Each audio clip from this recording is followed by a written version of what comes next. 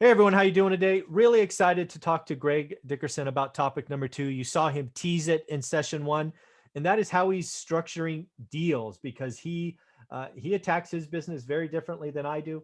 You have heard him say many times he likes to have none of his own money in deals, and I take great care to make sure my money's at risk first. So I want to hear. I want to be like you. I want to sit back and listen and see what I'm doing wrong. So how you doing this morning, buddy? Good. How are you doing, Michael? I'm doing well, man. I'm always excited by what you do. You're far more experienced, far more creative, doing bigger and bigger things. So I just want to talk about, your aim for doing deals is not have none or very little of your own capital in it. So I'd love to hear more about that. Yeah. So, and it's been an evolution over the career, but basically, at the end of the day, the people that got hurt in 2009 when everything went south, that had bank loans on properties, were people that had equity at risk, cash at risk. They're cash in the deals, and they guaranteed the debt. Mm. So those were the people that got killed. And what saved me in 08, 09, because I lost equity in all my properties just like everybody else did. And I had, I don't know, 30, $40 million worth of construction loans out at the time when all that happened. And Ouch. when the bank started collapsing, so all of my everything was done on loan to value, like we said in the last episode. So I had a ton of equity. It got wiped out like instantly overnight. So all of a sudden, these loans were upside down, and the bank started calling the loans. So what saved me was I had no cash at risk, and I did not guarantee any of the debt. So the banks had to work with me because they had no leverage. Now that doesn't mean they didn't come knocking and they didn't ask for everything, including my cat, my dog, and everything else I had. But I just politely said no, thank you. And Mhm. I said, you're welcome to take the properties. Some of them were half done, some of them were done. So, some of them were cash flowing, and they were like, no, why don't you go ahead and finish them? And, we'll see what happens. So I knew, and had learned through that process, um, what the banks were doing, what they were willing to do, what they wouldn't do. What I didn't know was what was coming with like Lehman Brothers and stuff like that, because they were one of my lenders that I had permanent mortgage commitments on some projects that I was building, that I had construction financing on, and they were going to take out the construction loans, put them in a permanent, interest only LIBOR, which is what we were doing on all our projects. And then when I finished them and I went to get the permanent financing, well, they weren't there, and I was like, well, what the heck is going on?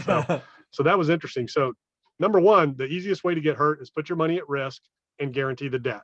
All right. Even if you have non-recourse debt, a lot of people think non-recourse means there's nothing, they're not going to come after you. They're just going to take the property.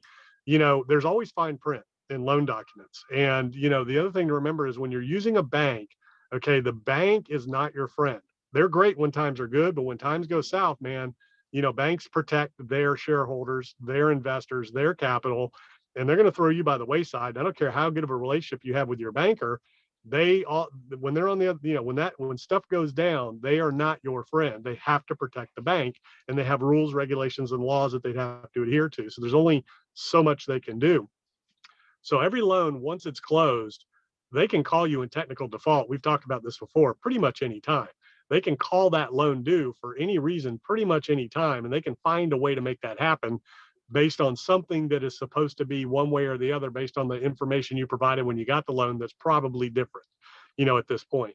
Non-recourse is only non-recourse to the point that all of your information and documentation is exactly the same as it was when the loan closed. There's no impropriety. There's no, whatever. And when I say impropriety, what that means is in the loan docs, it probably says all of the income you make, you have to pay the loan first, this, that, and the other. And they can go in and analyze your financials. And if you took any money and didn't pay the mortgage first and did something else first, even though you paid the mortgage, but you didn't pay it first before you distributed any of the cash, well, you're in default.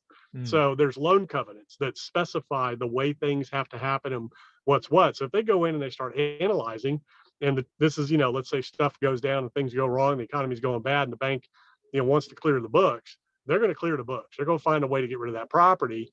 And if they find anything that's wrong in those records, they can come after you for the difference. Now, on the bigger properties, chances are they're not going to. They're just going to write it off. And then there's a whole taxable issue you got to deal with there if that happens. But, at the end of the day, what you got to remember is if you don't have any cash at risk and you don't have any guarantees on the debt, you're in a great position. As you were going through this, first off, thank you for doing that. It's eye-opening to me. One of the things that I remembered very different from '06 to now is we haven't seen any bank collapses, right? That was something that was happening all the time because when banks got in trouble, right, the Fed showed up. that's when they started auditing commercial paper and going, hey, who can we, who can we put in default and kind of clean up. I haven't heard of any banks getting in trouble this crisis. Am I missing? I mean, have you heard of any? Oh yeah. Yeah, Oh, banks close all the time.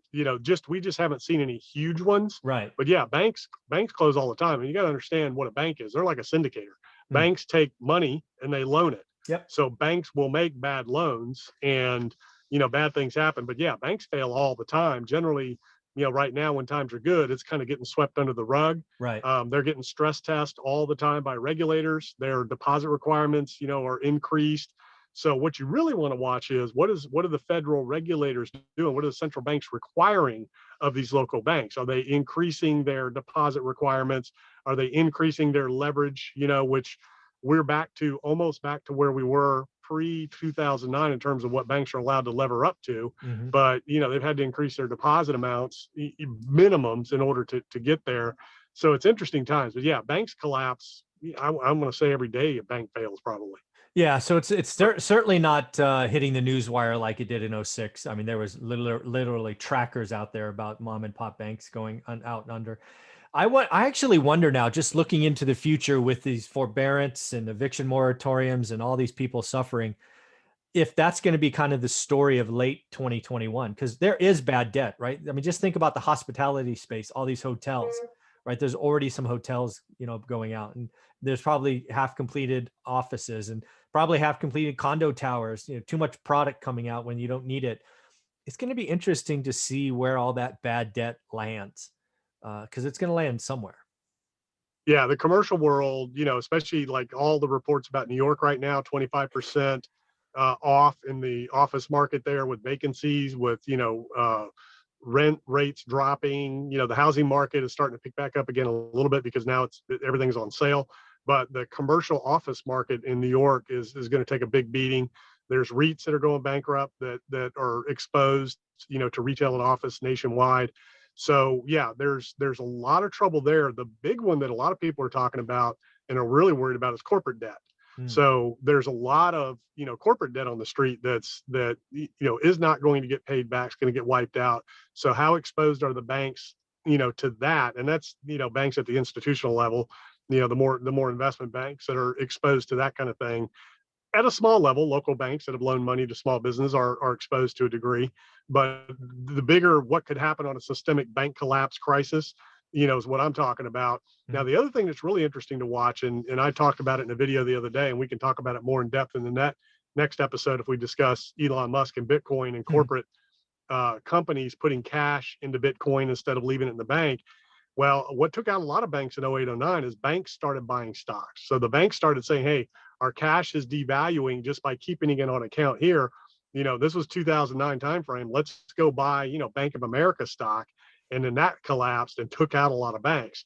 So corporate debt, commercial real estate, if companies and banks start buying Bitcoin or putting money into Bitcoin, it's not big enough yet.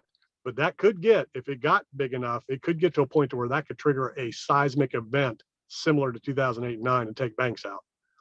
Oh yeah, we're definitely going to bring that up in our next conversation. Back to the one about not getting your money in deals today. I understand how you structured them before, right? Loan to value, all of that, your construction company. Some of that lending seems to have changed. I mean, are you still structuring deals today where you have very little, if any, capital in, or you just get your money back first, or what do they kind of look like today? Yeah. So if I'm doing a deal myself, then the bank's going to want cash in that deal. So you have to put equity in up front. Mm-hmm. And then the only way to get that back out is to refi it later when it's done, pull that back out.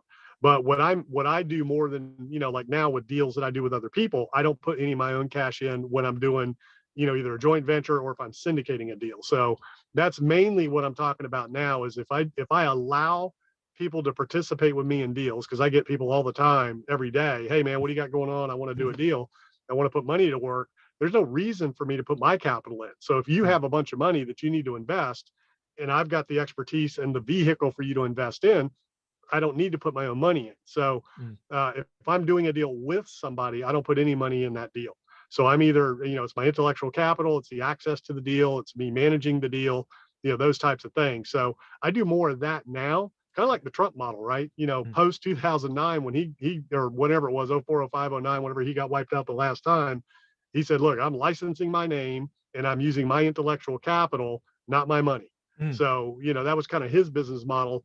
It may have changed in recent years, but post 2009, I kind of switched that business model. I'm like, okay, I'm not putting my cash into anything because I saw what happened. Mm. And but I do have select few deals here and there where I've used my own Yeah. money, especially if I'm paying cash for something, that kind of thing. But then it'll get out later, and I won't put that at risk with debt either. Right. So I'm very careful. But really, what I mean is, if I'm going to syndicate, if I'm going to do a JV, if I'm going to have investors, there's no reason for me to put money in Okay. because that's what I'm doing for them. I'm serving them by giving them the opportunity to put their money to work, and I do everything else. Very cool. So let's talk about one of those deals that you like for yourself. You're just doing solo.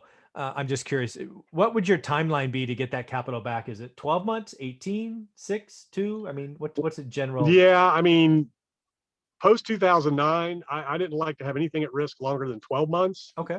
Now, I'm going to want to see 3, 4, maybe 6 months because I think Hmm. there's a lot of potential for an event to happen for a market accident, for a liquidity crisis. Interesting. I think we are at a potential to see something big happen that could change things very quickly to where the last thing you want to do is tie cash up. So I think this is a good time to stack cash Oh, there we go. All right. and protect it. Stack of cash. Very cool. This has been a great conversation. I appreciate you. Thank you very much.